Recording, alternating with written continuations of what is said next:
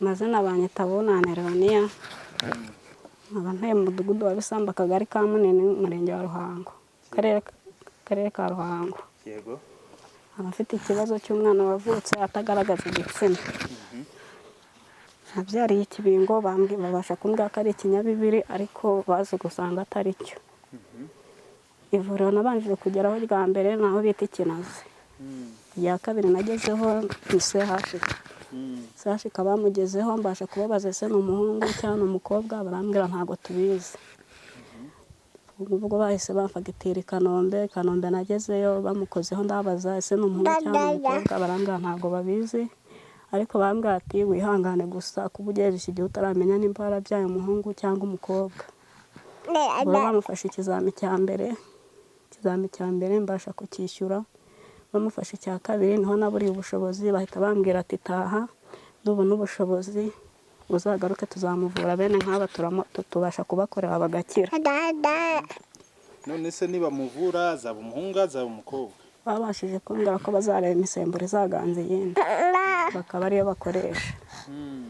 Ubwo nagarutse ntabwo ikibazo nakihereranye, kuko nabonaga nta bushobozi mfite, nabashije kwifashisha inzego zikuru.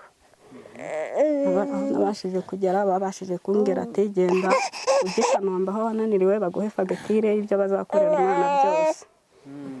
Ubwo naragiye ngezeyo, mpageze bavuga ati tuguhe fagitire gute kandi tutaramufatiye ibizami? Ese mwamufatira nk'ibizami nka bingahe? Ati byaba nk'ibizami bine.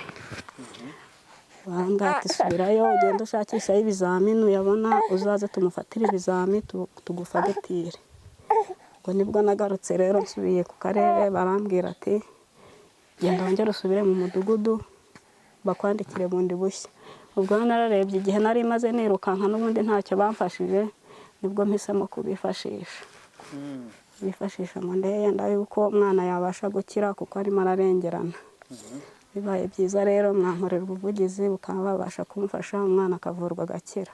Ingaruka bimugiraho nuko ajya kwihagarika bimugoye, kwihagarika arikanira kandi kaza ari igitonyi, ntabwo azirekurira rimwe ziza ari igitonyi. Umwana yavutse igihe ki? Yavutse ku 8 z'ukwa 10, 2023.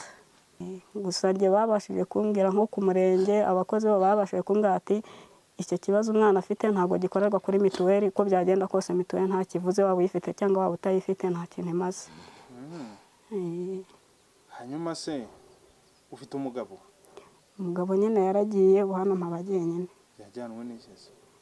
Ntabwo mbizi. Mwari mwarasezeranye? Ntabwo twasezeranye. Mwabyaranye abana bangahe? Ni uyu nguyu. Ufite imyaka ingahe wowe? Mfite 34. Ndifuza ko mwankorera ubuvugizi bakamfasha, umwana akaba yabasha kuvurwa. Abandi nabo babasha kuba banyumva, bagira impuhwe, bakabona ko nanjye ntakomeze, bakaba babasha kumfasha, umwana akaba yabasha kuvurwa. Tubwire nimero za telefoni zawe. Tubwire 079 54 75 24 0. Njya zisubiremo. 079 45 Yego. 75 24 0. Yego.